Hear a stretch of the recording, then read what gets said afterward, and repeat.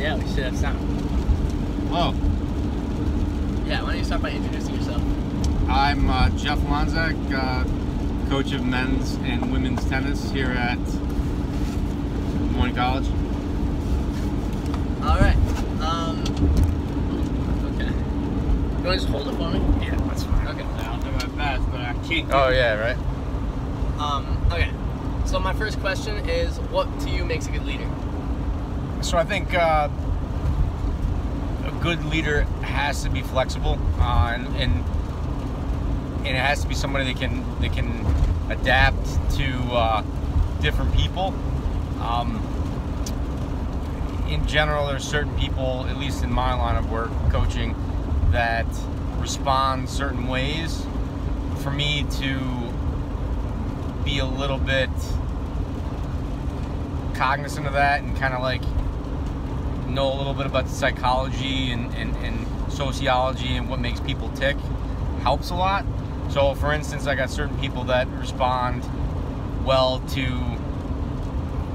rah-rah, like cheerleader stuff, and I got others that are flatliners and that you can't necessarily get a response from anything. So I mean, to be able to know your subject, I guess, is very, very important when it comes to leading groups of people. Okay. Now, are there certain characteristics you look for in a leader? Characteristics I look for in a leader, I think you really have to be someone who trusts yourself. I think you have to understand that not everybody's gonna necessarily like or respond to you, and that's not necessarily what it's about.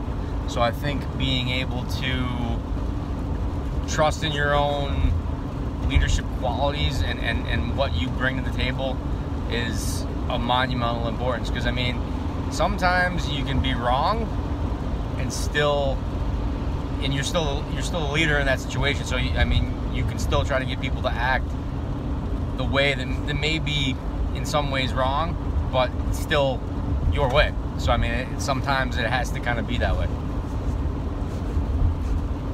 Other qualities I think you look for in a leader are just, I think it's good. Charisma is good. I mean, it's good to be a charismatic type person. Trustworthiness, honesty. Someone that is a good example on a regular basis, day in and day out, kind of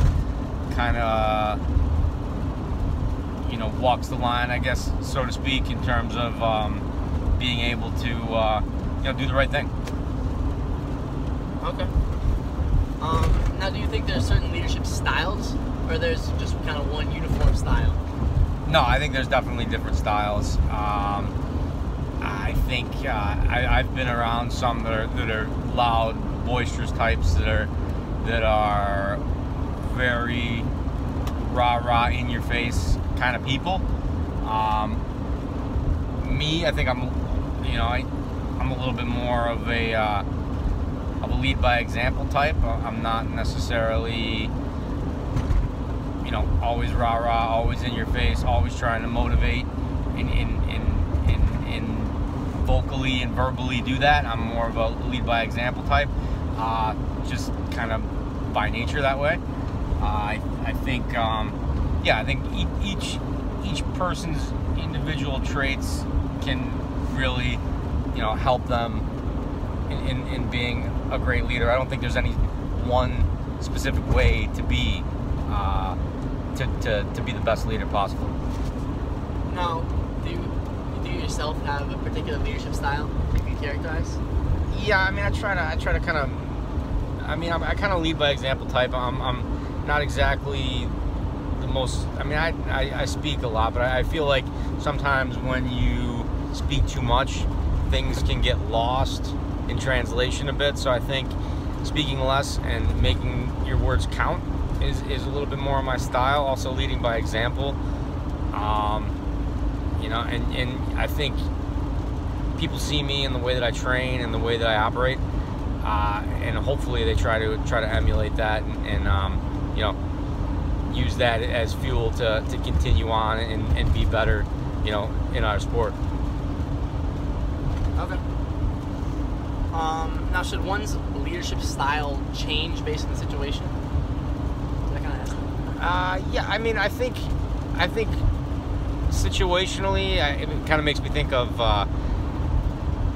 people. I mean, because I think that's where you really have to adapt your style. Certain people you can't treat certain ways. Other people respond certain ways. Me as a player, I mean, I can think.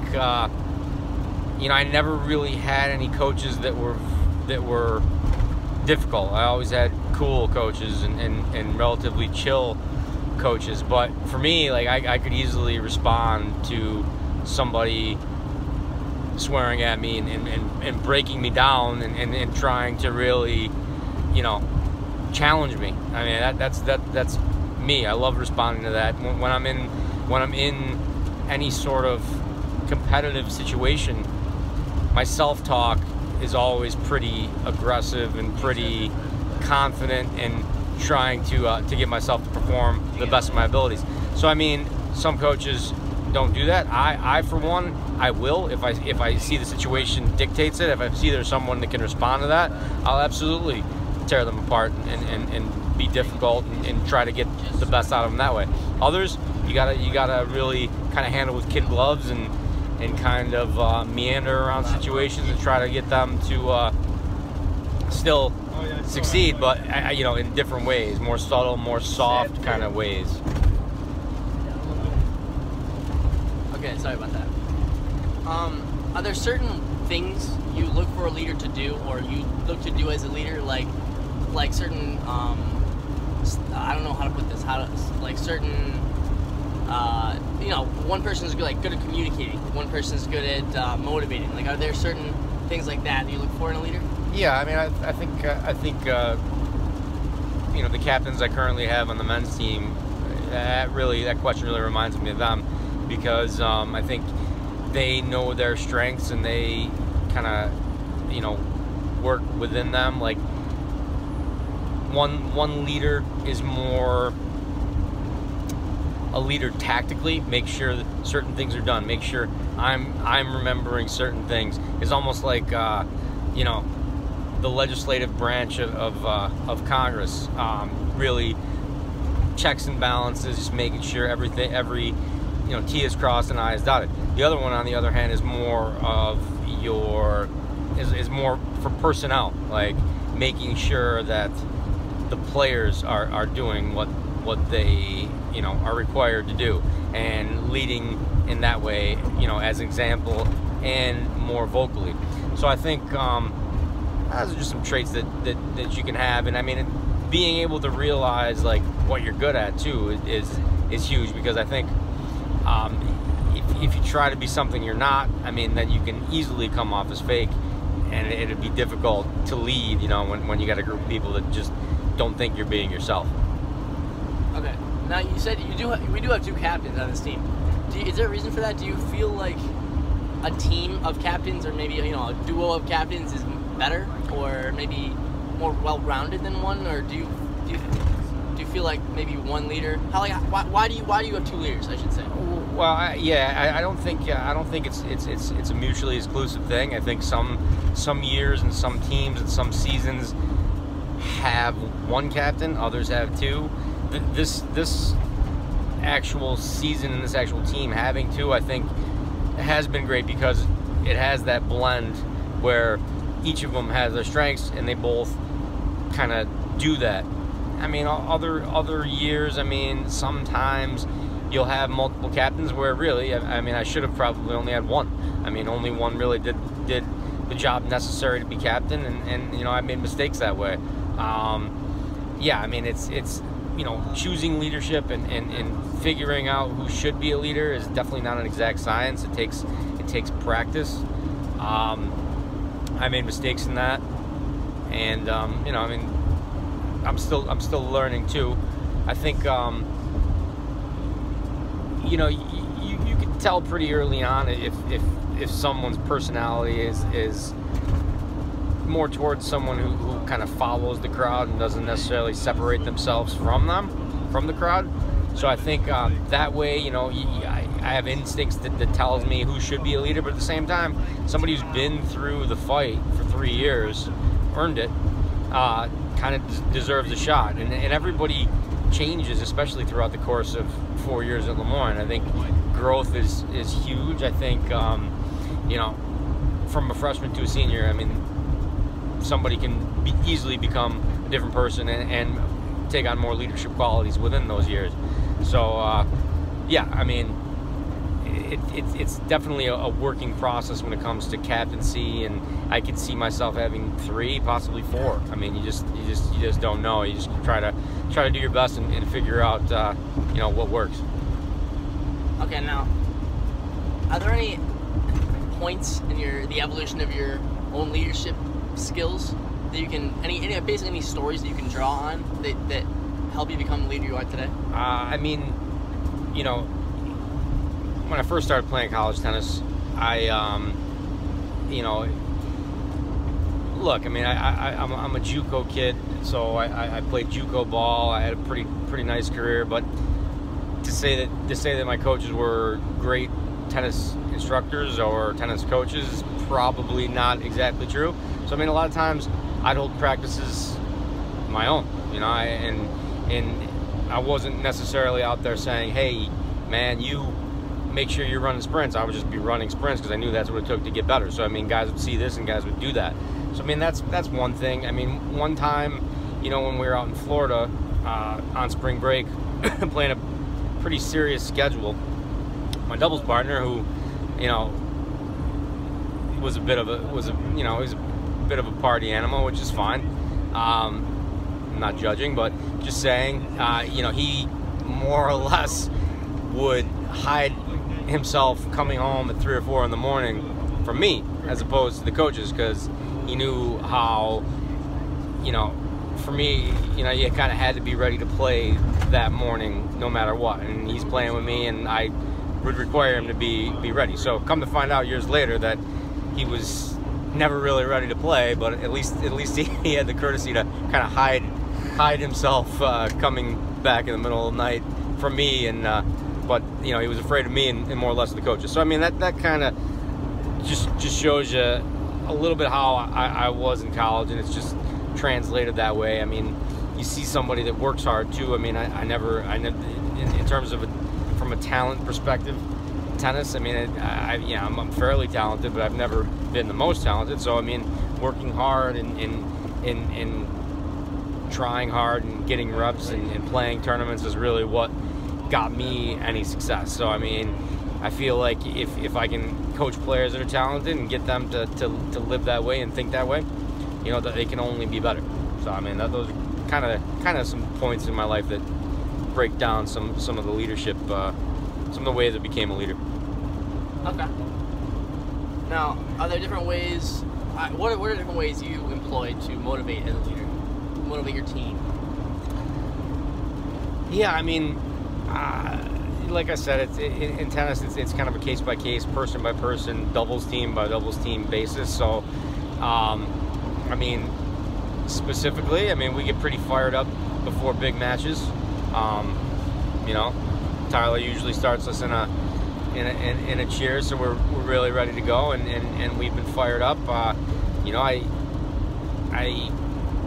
have a tendency to make some shirts for teams that, you know, we don't like or we want to beat, you know, to motivate. You know, whatever it takes in my mind to try to motivate and get people going is the way to go. Even on some levels, you know, when you're in a situation where you have a lot of stress on an upcoming match, you know, trying to get a laugh out of people is huge, because I mean, if people take everything so seriously, they stop breathing in between points, and you know, I mean, they get tight, and then their muscles contract, and they sweat too much, and everything bad happens, and they start to choke. So getting people to lighten up as well is something that you need to do as a leader. So, okay. Now, can a leader fail? Oh yeah, I mean, I think that's human nature. You know, figuring out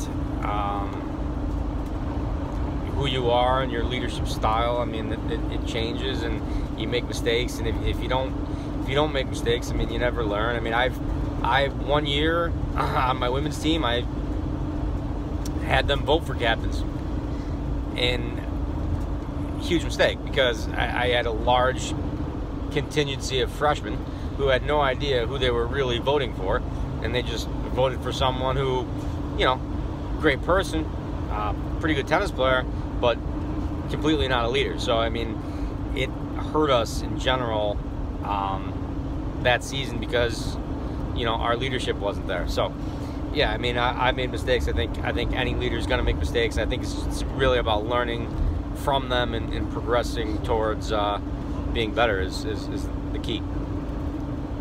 Okay, now based on that story, it kind of seems like, and not really you failed as a leader, but you failed to appoint the proper leader. Are there any instances you can draw on that you failed as a leader yourself? Okay. If you get me not really off the top of my head. I mean, definitely not to say I'm perfect, but yeah. I mean, I got one. So yeah. I mean, this is another women's season example, and it comes from this year, and it comes from, you know, the first match we played was against a team that was solid. I expected to win, but first match jitters, 3 or 4 new people on the team, 3 freshmen, 1 transfer. I mean, they were so nervous and so afraid of this match. It was a complete choke on our part, and you know, at the end of the day, it's my fault. I'm the leader. I'm the one that makes the schedule. I should have put a team that was not quite as good as them, a non-conference team, a Division III team, some local team, just to play, to beat, to get some confidence, to get those first match jitters out of the way. And then if I did that, we would have beat the team that we lost to, and it would have been one more kind of win, and who knows, I mean, it might have propelled us actually to an at-large bid in the region. So it's you know, it's a mistake that I'll never make again, I can tell you that much. And believe me, after we lost this match, I was not too happy about it. And that was another mistake I made, because I pretty much freaked out on the team, which isn't something that I normally do. So I mean, yeah, I mean, there's 2 examples of mistakes, and you know, I think after that first match, I mean, I kind of instilled some fear in the younger players, which isn't really my style. But I think after time went on, they kind of realized, you know, who I am and what I'm about, and I was just fired up in the moment, you know. And after losing a match that I deemed pretty critical, and a team that we should have beaten, yeah, got out of hand. So that was a fantastic example. Thank you. Thank you. Actually, that's all I got. Jeffrey Lonczak, everybody. Thank you very much. All right, perfect. That's all I got for you. Thank you.